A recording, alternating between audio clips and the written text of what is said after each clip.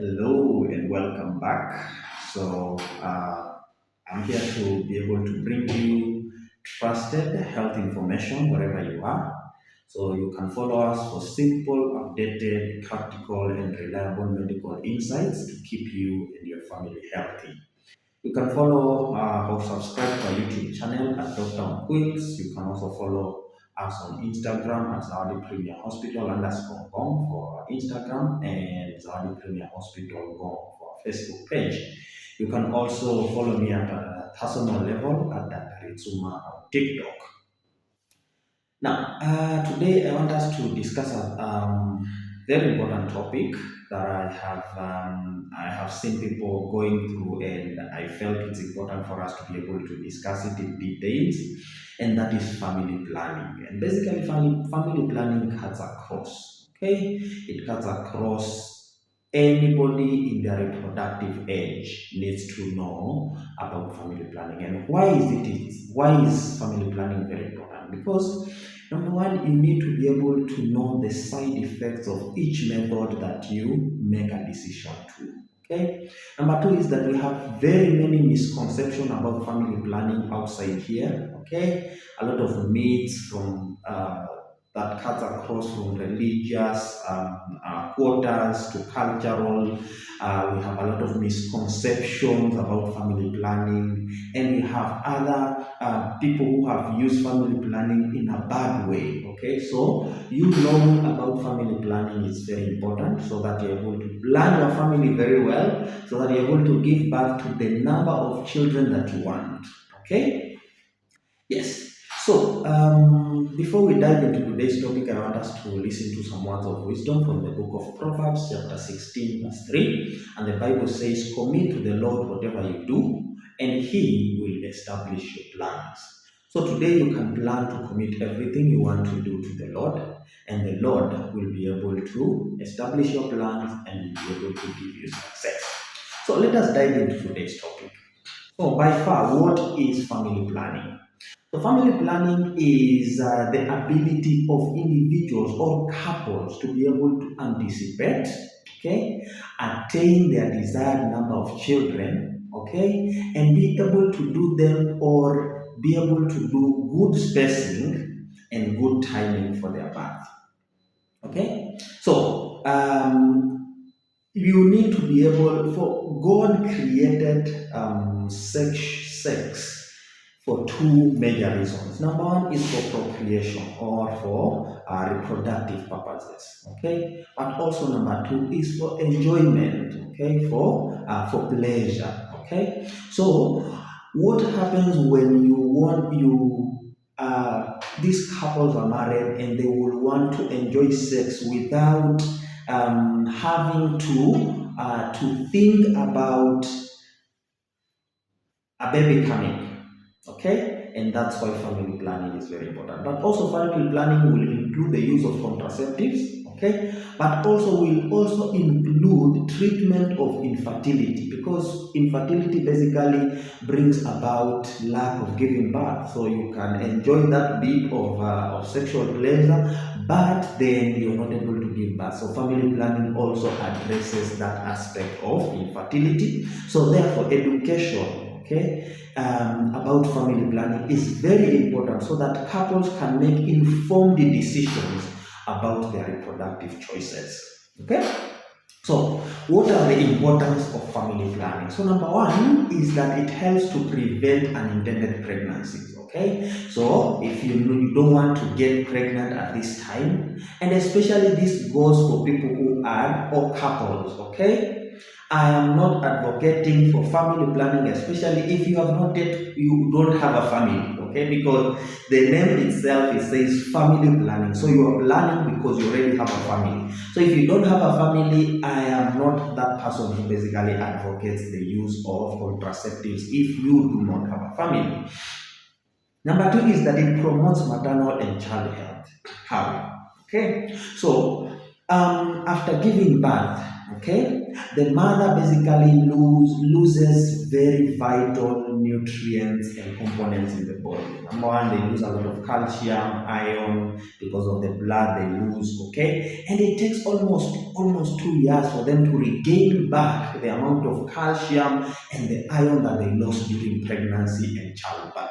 Okay, and therefore, if you are able to do good spacing, okay, it means then you're able to replenish whatever that was lost, and which means therefore the subsequent pregnancy will be able to receive the same amount of nutrients that they require. Okay, so what happens is if you give birth to, the spacing is so short. Okay, I know of people who have given birth almost every year. Okay, so it means the next baby will not be able to get enough calcium, will not be able to get enough iron, and therefore they are running a risk of developing anemia during childbirth. Okay, or they're even running a risk of developing calcium deficiency for that baby. Okay, something called rickets. Okay, so basically, good spacing, it promotes both maternal and child health, and it also allows spacing for birth. Okay, so that means then you are able to plan at what time you want to give birth to your children. Okay, and then it also reduces maternal mortality and morbidity.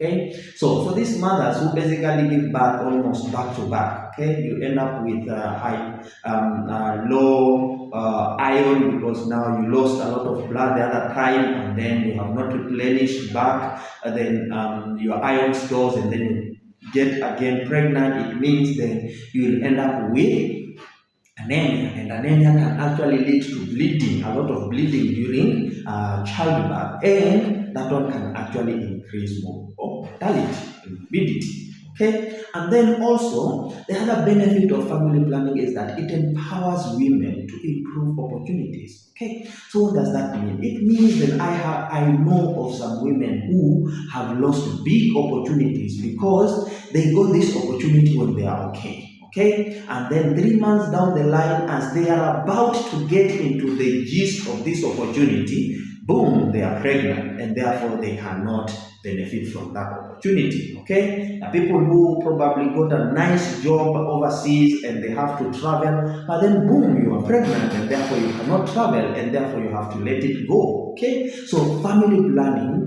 plays that role. It helps to improve opportunity and empower women so that they're able to attain, okay, their desired goals. Okay, and also last but not least, family planning helps to promote population growth. Okay, or it helps to control population growth, and therefore you're able to give birth to the number of children you are able to take care of. Okay, yes. So we have very many types of family planning, and as a disclaimer, I think I need to put it here, is that there is no family planning that does not have side effects. And that's why as we go by, we will be talking, I will be explaining why it is important for you to get your services, family planning services, in a hospital setting. Okay, because that is where you will be able to get the right advice. So number one is natural family planning. So abstinence, okay, which basically plays a very important, which is the major family planning method for people who are not married. Okay, so you abstain from sex. Okay, and then the other thing is you can use your calendar, or what we call the calendar method. Okay, now you can refer to a previous video that I have done, okay, on menstrual cycle, so that you're able to master your calendar. Okay, and therefore you're able to know exactly when a woman is, or when you know that exactly when you are very fertile, and during that time you can either use barrier method or you can abstain so that you don't get pregnant, and therefore you can actually plan your family. Okay, and then the other, which are sometimes very difficult to practice but still available if you're able to master them, like mastering the body temperature method. So during ovulation, the body temperature basically increases a little bit by around 0.5 to 1 degrees. Okay, so during that time you will feel abnormally hot. Okay, some a little bit of sweating. Okay, so If you can master that and know that this is the time when I am giving, I'm ovulating, and basically, if you can master that, you can actually use that as a natural way of planning your family. And then there is the other method where the cervical mucus, during ovulation, the cervical mucus becomes very thin, okay, and it basically increases a little bit, okay. So if you're able to master that, okay, it can actually help you to know at what time you are ovulating, and therefore you can use it as a natural family planning. And then there's another family planning method that it is God given, okay, what we call lactational amenorrhea method. Okay, so here in lactational amenorrhea, after giving birth, okay, the mother basically produces two important hormones, prolactin and oxytocin. And these hormones basically help to allow milk to come. So prolactin helps in production of milk, but its work also is to antagonize these other hormones, estrogen and progesterone, that are responsible for ovulation. Okay, so the more you breastfeed, okay, the more you produce a lot of prolactin and oxytocin, and the more you produce less of estrogen and progesterone, and therefore you prevent ovulation. Okay, now this basically is very effective, especially the first few months after birth. Okay, now it's more effective for people who basically breastfeed their babies more frequently. But the moment you probably, like for example, those who are working and after your maternity leave is over and you have to go back to work, okay, so after 3 months, you basically the breastfeeding frequency drastically reduces. Once you do not, the breastfeeding has reduced, okay, it means that the prolactin level and oxytocin level will basically go down significantly, and when they go down significantly, it means estrogen and progesterone will come up, okay, and therefore ovulation comes almost immediately. So most of the time, once you stop breastfeeding, ovulation almost comes in the first or even the second month after stopping breastfeeding. So the more you breastfeed and the frequency of breastfeeding basically will mean more prolactin, more oxytocin, and therefore it means prolonged or delayed ovulation. So that is a God-given form of natural family planning. And then the other family planning method that we have is barrier method. Okay, so use of condom, which basically works both ways. So it helps to protect, okay, against sexually transmitted infections, but also it helps to prevent unwanted pregnancies. Okay, and then we also have female condoms, okay, and also as well as diaphragms or cervical caps, okay, that basically you put in the female reproductive tract, okay, or in the vagina, that basically helps. It acts as a barrier method, so it mechanically blocks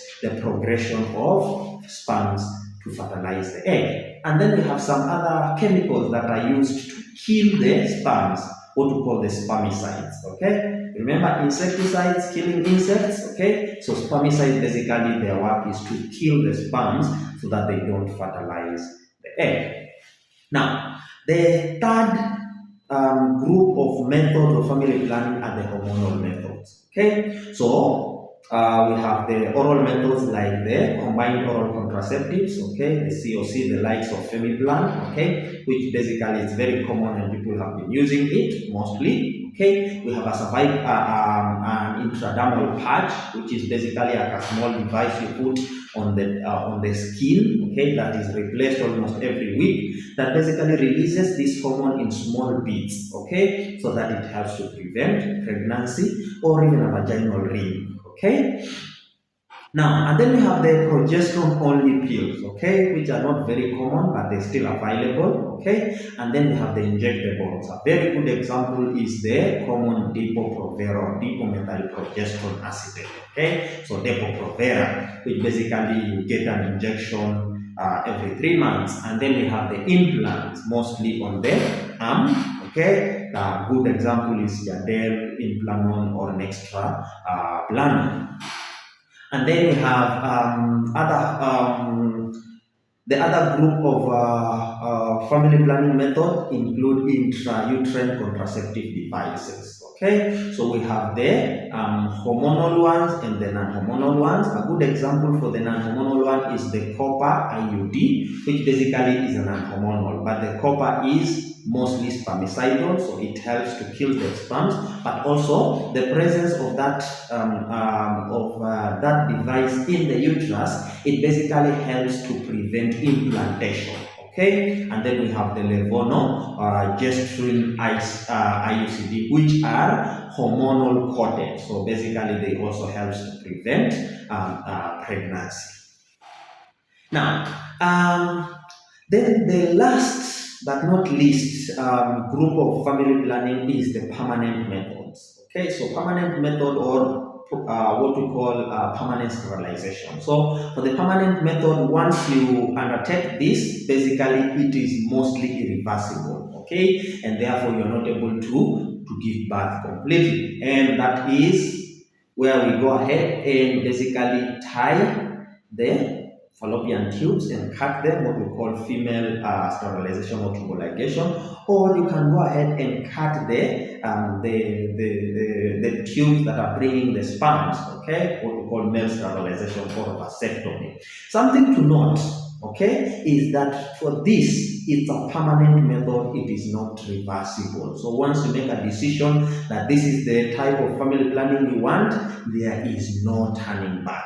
And that's why most of the time, when you go to most of the hospitals, most of the time they will not agree to give this type of family planning, especially for women less than 35 years. The reason being, if you make a decision, and I remember working in a certain hospital where a 24-year-old lady, after giving birth, and she was like, I have gone through a lot of pain and I don't want to give birth anymore, and I want a permanent method. And there was no doctor in that hospital, including me, who actually agreed on that, because at 24 years, probably at that time you make that decision, you even sign the consent and you go ahead and cut the tubes.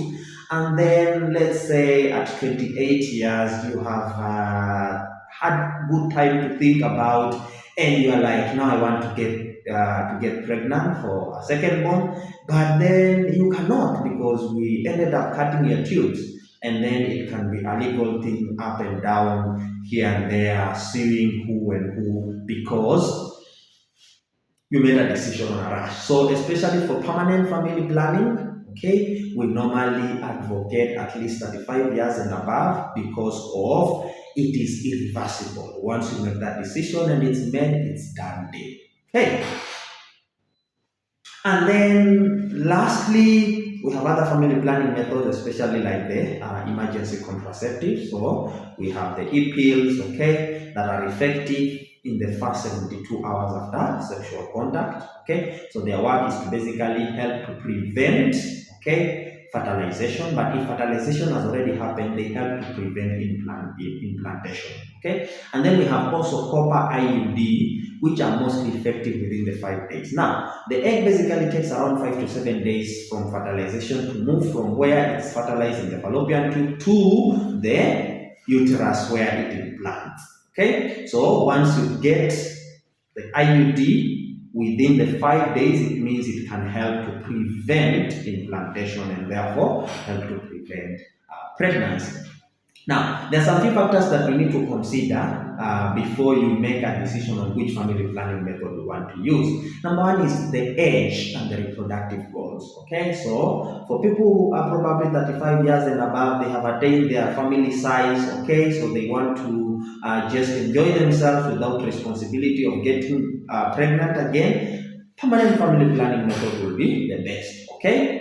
And then for people who are still young, probably permanent family planning method will not be the best. So basically choose from the rest. Okay. And then the other thing is the health status and other medical condition of the patient. Okay. So there are family planning methods that are not advised, especially for patients with certain medical conditions. Like for example, someone who is hypertensive or who is diabetic or who has varicose veins.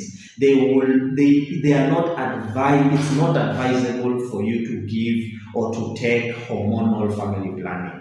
Okay, so therefore you can use other family planning method. And then the other factor that you need to consider is the reversibility and the permanency of the method that you want to use. Okay, so if you still want to get pregnant again, okay, therefore it means then the permanent method is not the best option for you. Okay, and then also the desire for protection against sexually transmitted infection. So if you desire, and especially if this goes especially for people who have multiple sexual partners and you desire to prevent against pregnancy but also against sexually transmitted infections, the use of barrier methods like use of condom will be more effective to you than other methods. And of course, last but not least factor to consider is the convenience, okay, and the cost of the family planning method that you're using. Okay, so there are others that are more expensive and there are others that are much more cheaper. So how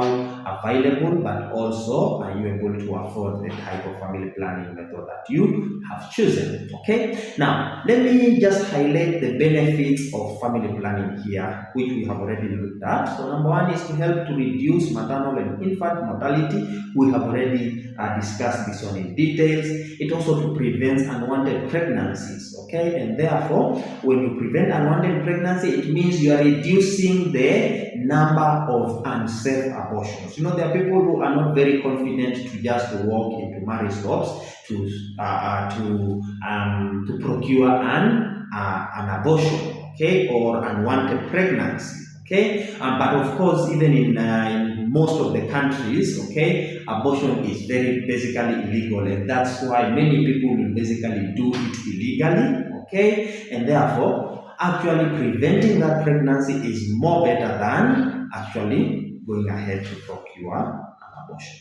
Okay, and then the other benefit is that it improves economic stability. When you give birth to the number of children you're able to take care, it means then you reduce the financial burden, okay, on you as an individual, and therefore you are able to live a much more comfortable life. And also we have talked about this, it enhances women empowerment and education, so then they are able to achieve and pursue their goals because they do not have to take care of this big family that that most of the kids basically probably came and planned.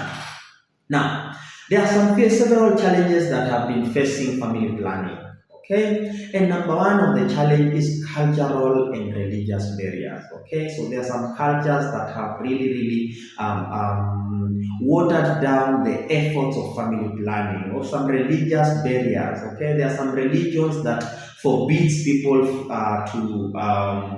to do family planning. Okay, and that one is a challenge that we seriously need to overcome. Number two is myths and misconception. There are people who have been spreading a lot of rumors about family planning, that when you use this type of family planning, you become probably cold in bed, your feelings go down, and your sexual drive and urge basically will be affected, which sometimes most of these myths basically are false. Okay, so we need to overcome this. And that's why coming to the hospital for what we call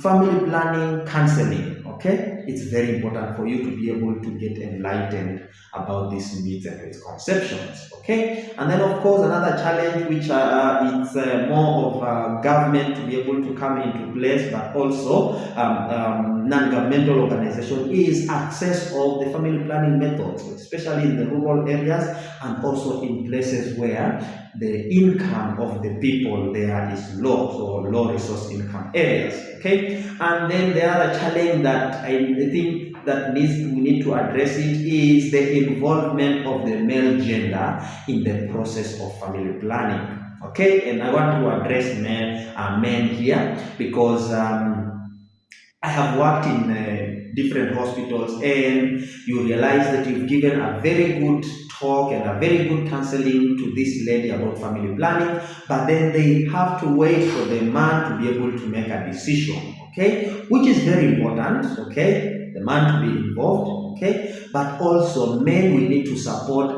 women, okay, to be able to make informed decisions, especially when it comes to family planning, so that they are able to give birth to children you are able to care. Okay, but then number two is that it helps them to remain healthy, okay, to prevent, we have talked about maternal and child mortality and morbidity, okay, death and sickness, okay, but also it helps to empower them so that they are able to also achieve their dreams, okay, and also the other challenge that we need to address here is the side effects that are leading to discontinuation of most of this family planning.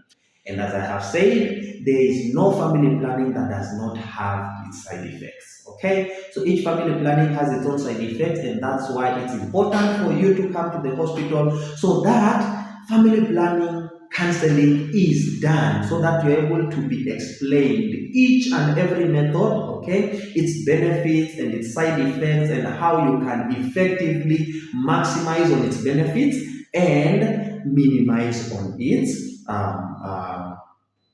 side effects.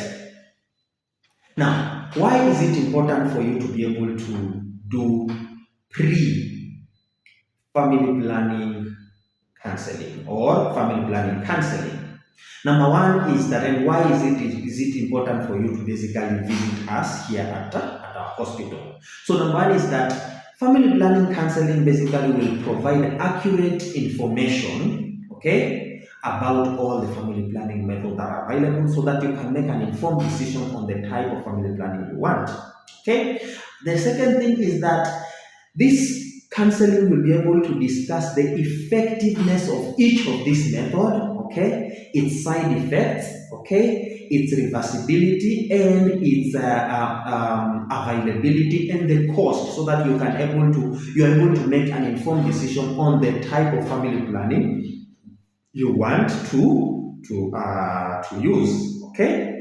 And then number three is that as healthcare workers, we basically are able to give you all this information, and you are able to make an informed decision, and we basically respect that decision, okay, and therefore we are able to help work with you, okay, in this process, okay. And also during this family planning counseling, we are able to encourage especially the male gender to be able to be involved fully in the process of family planning. Now, why do you need to visit the hospital, or why do you need to visit us, okay, at Zawadi Premier Hospital for us to do this kind of family planning counseling? Number one is that in our hospital we offer client-centered counseling. So every client is very special to us, okay? So we offer this counseling client-based, okay? And then the second thing why you need to choose us is because we do screening for contraindications of every family planning. We have said before that there are some family planning that are not advised for patients who have different conditions. So therefore, we screen you for all these conditions, and we advise you on the best family planning that you need to use. Okay? And number three is that we strive to provide this family planning in a safe environment. Okay? And then the other thing is that we take time to be able to monitor, okay, and manage the side effects of every family planning that we give. So then, therefore, we don't just give the family planning and just allow you to go. No, we are able to follow you up and ensure that there is no any major side effect that is happening, and if it happens, we are able to manage it effectively. And then we also give opportunities for people to be able to choose, especially if you desire what we call the dual protection. Now, you can visit us today for quality and affordable healthcare. Okay, we are located at Lupsil Center, that is in Ngong, at Ngong, opposite Juanco Petrol Station. And for inquiries, if you have any question about family planning, for any inquiries, you can always reach us to our contact 0742-933-913, but also you can also visit us personally, and we will be able to attend to you effectively. Now, if you have found this lecture very helpful, please don't hesitate to leave a comment, and I'll be able to take time to be able to read your comments and respond to them. Until next time, God bless.